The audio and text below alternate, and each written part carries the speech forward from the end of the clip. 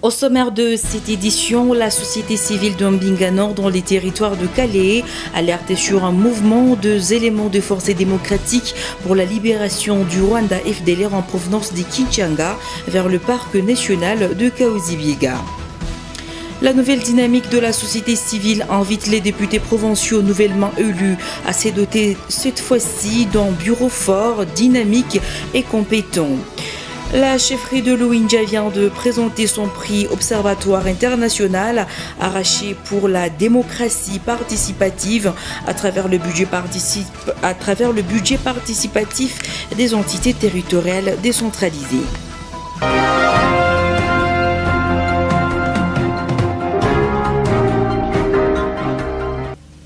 Mesdames et messieurs, vous êtes en direct de la radio-télévision Goma qui vous bienvenue à suivre cette grande édition sur le thème numérique. Un probable mouvement des éléments de force démocratique pour la libération du Rwanda FDLR en provenance de Kinshasa au Nord Kivu vers le parc national de Kahuzi-Biega est signalé dans le territoire de Calais. La société civile de Mbinga Nord qui fait cette alerte indique qu'après audition de 2 FDLR qui se sont rendus au FARDC, d'autres milliers pourraient arriver sur place. Justement bas pour le reportage.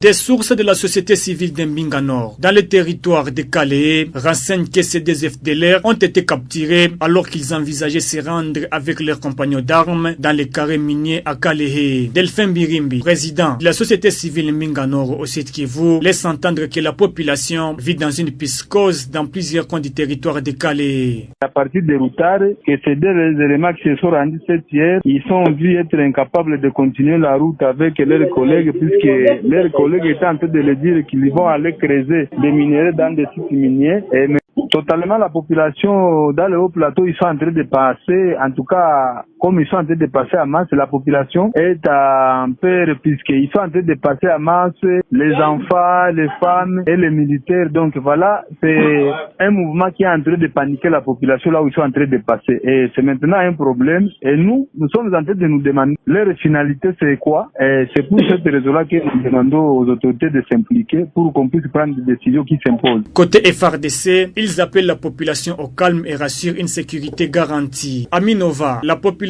locale et la société civile ont également alerté sur l'arrestation de notre FDLR et ces derniers plaident pour la sécurisation des personnes et leurs biens.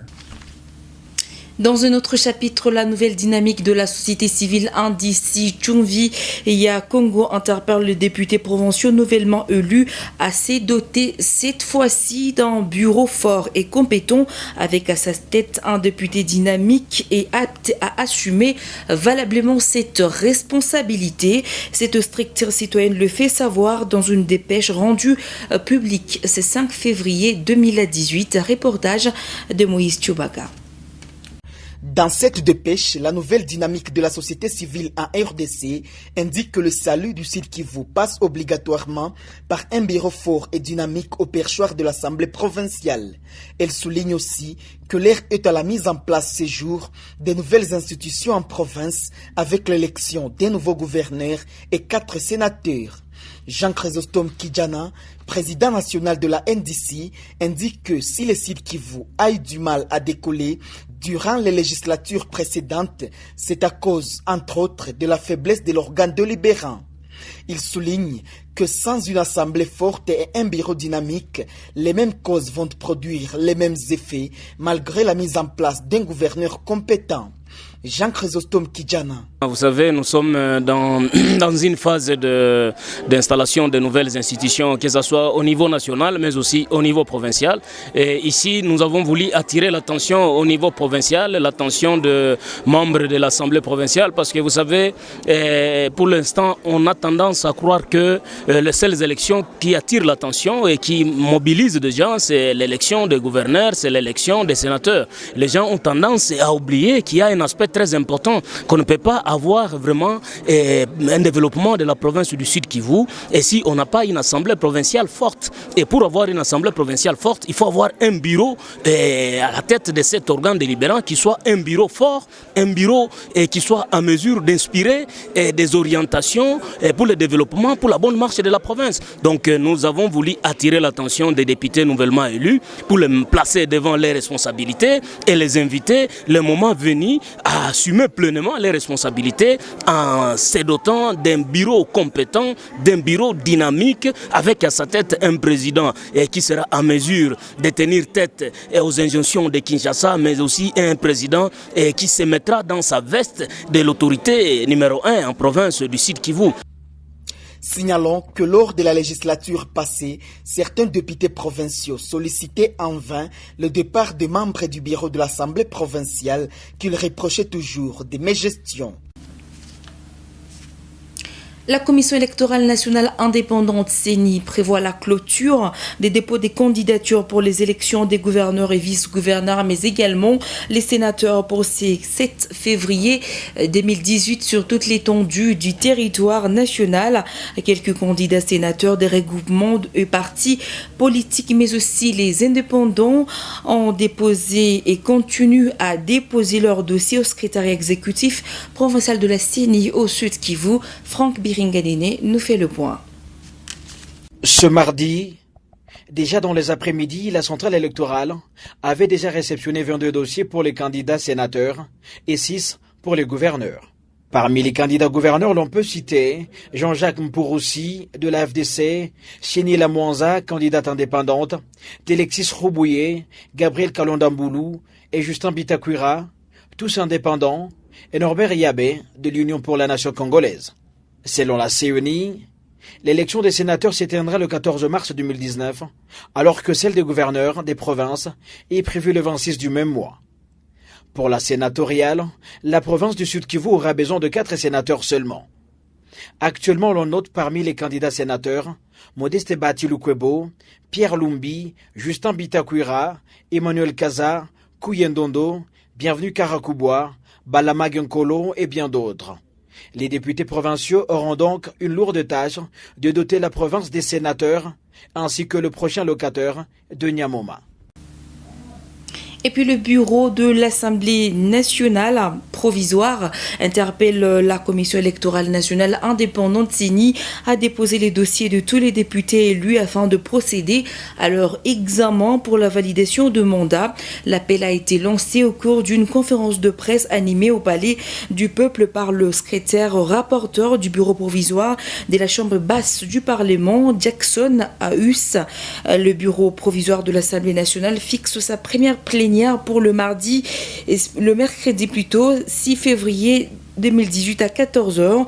Au cours de cette conférence de presse, le secrétaire rapporteur du bureau justifie le retard d'une semaine sans plénière par l'absence de moyens financiers. C'est celui-ci, le gouvernement expédie seulement les affaires courantes et il fallait attendre les moyens pour financer les activités du bureau provisoire de l'Assemblée nationale pour cette session extraordinaire. Il a souligné par ailleurs que la plénière du mercredi consistera à mettre en place 26 commissions spéciales pour vérifier les dossiers de chaque député élu en raison d'une commission pour chaque province.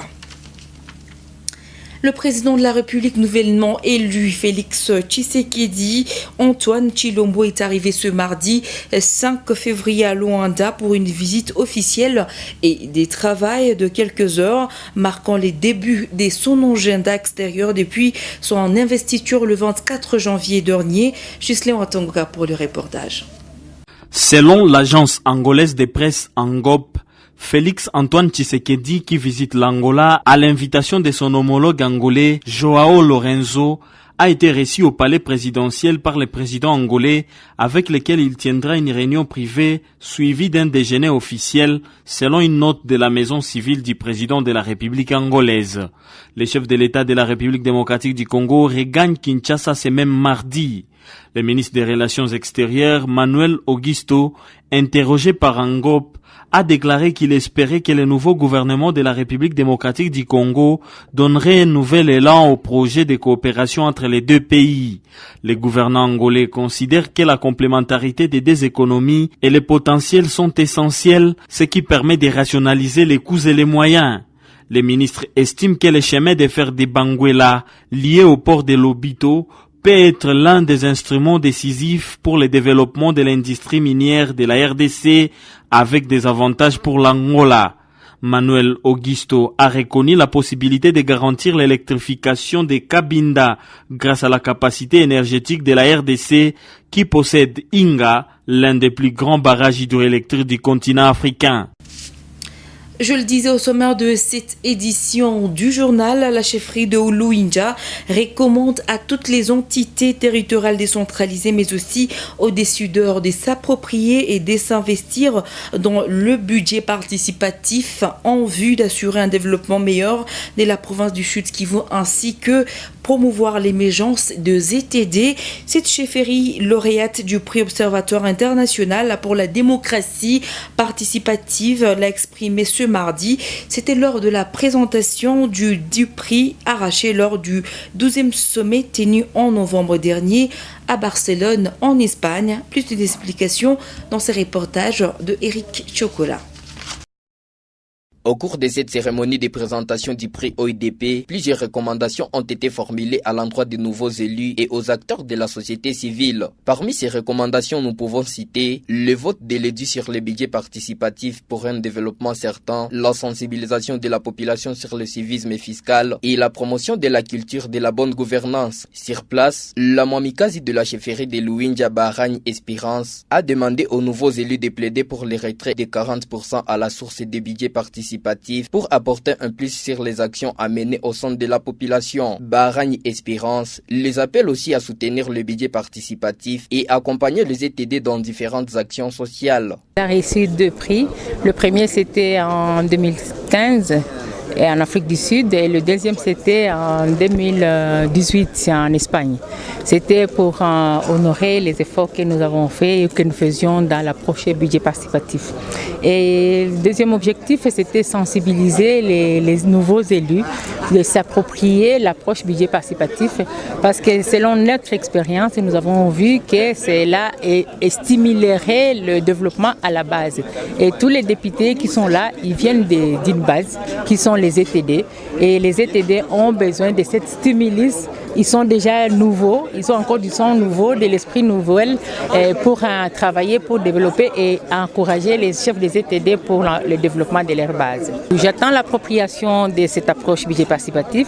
J'attends qu'ils votent l'EDI parce que j'ai initié l'EDI, la proposition d'EDI budget participatif depuis 2013 qui n'a jamais été élu. Mais en regardant ce que moi j'ai fait, alors j'ai jugé bon que c'était le bon moment de prendre les taureaux par les cornes, comme ils sont encore nouveaux, qu'on les sensibilise pour qu'ils s'approprient l'approche et ça va aider au développement dans nos bases respectives. On se prépare à cette activité d'importance capitale pour les territoires et chefferies en province, les nouveaux députés provinciaux élus, les acteurs de la société civile et surtout responsables. Et puis brièvement, sachez que la journaliste et présidente du conseil d'administration de l'association des femmes de médias, Kadia Dzuba, vient de recevoir le prix du docteur Honoris Causa par l'université de Barcelone en Espagne. Ce prix est consécutif à son combat pour la défense, mais également la promotion de la femme congolaise à travers son travail de chaque jour. La cérémonie officielle de la remise de ce prix aura lieu à Barcelone le 5 mars prochain. Kadi Adzuba est élevé au rang de docteur honoris causa par l'Université autonome de Barcelone pour son combat dans la promotion des droits de la femme, de l'enfant, mais aussi la lutte contre les violences sexuelles et celles basées sur le genre. La cérémonie de collation de grade sera organisée quant à elle le 5 mars 2019 à Barcelone en Espagne. Kadi Adzuba est la lauréate du prix Prince des Asturies en Espagne en 2014. C'était aussi pour un combat pacifique pour une meilleure vie de population populations de l'Est de la RDC. En 2012, à la 15e édition de Rencontre internationale de la vallée d'Aoste en Italie, elle a été nominée Femme de l'année. Rappelons que Kadia Douba est journaliste à Radio Okapi et présidente du conseil d'administration de l'association de femmes de médias AFEM. En tant que militante du droit des femmes, elle a déjà reçu plusieurs prix à travers le monde pour son combat dans la défense des droits de la femme, son engagement dans la lutte contre les violences sexuelles et celles basées sur le genre.